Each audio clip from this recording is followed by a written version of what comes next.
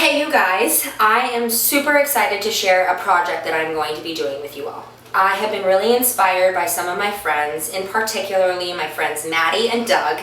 Maddie has been reading The Princess Bride on Facebook Live almost every single night. She's been bringing creativity and storytelling through our Facebook Live video to our home while we're in isolation.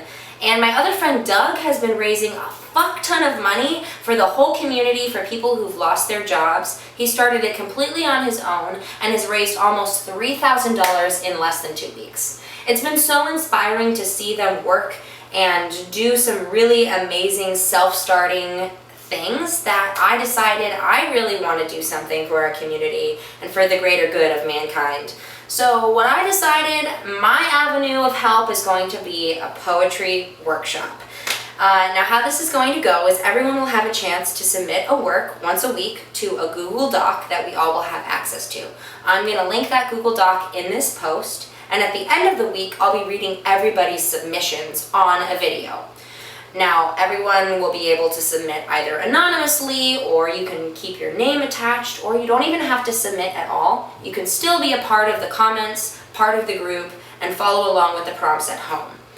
Obviously, I don't have anybody's submissions right now. This is completely new and all an organic idea that I had in my head for a few days, so I'm going to kick us off with one of my own poems.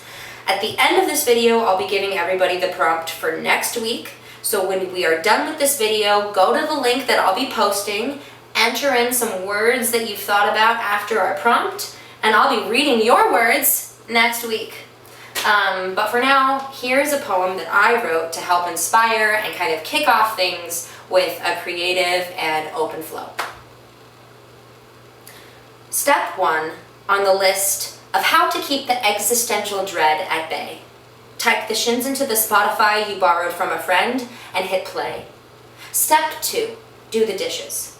I know it's gross and at first the water is cold. I know this reminds you of the lack of hands around you to hold, the fact that no one will see the bright sparkling sheen of the newly cleaned dishes air drying on the kitchen counter.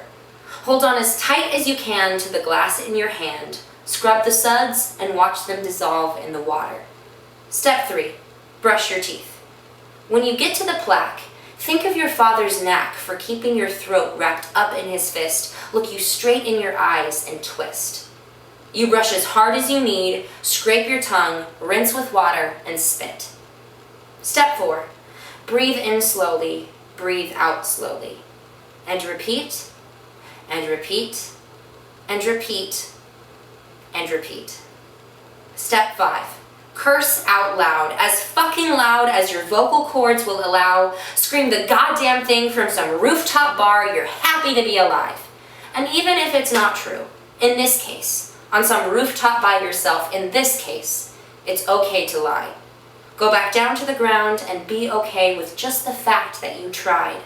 Remind yourself of the very long path that it took to get here, to be reading some self-written self-help lines. Step 6.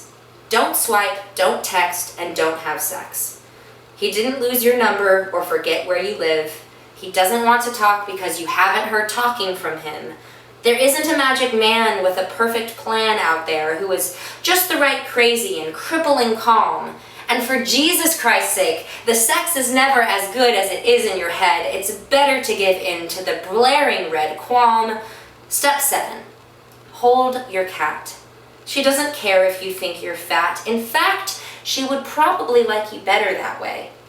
Step 8, throw yourself a fucking party. Celebrate how fucking great you became in such a short amount of time and think of how much you have regained.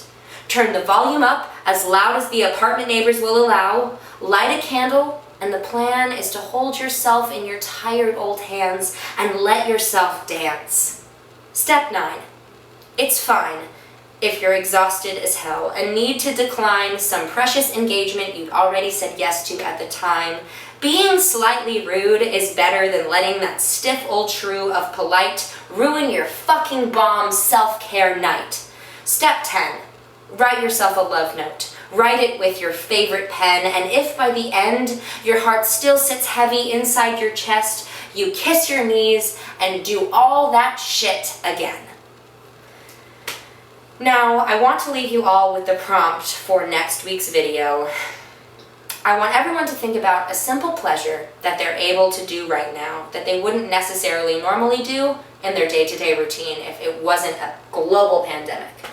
A simple pleasure that you're able to experience right now because of the pandemic, and something that you wouldn't normally be able to do in your day-to-day routine. Think about that, write on it, meditate it, free flow it, and I will see you guys next week with some inspirational words.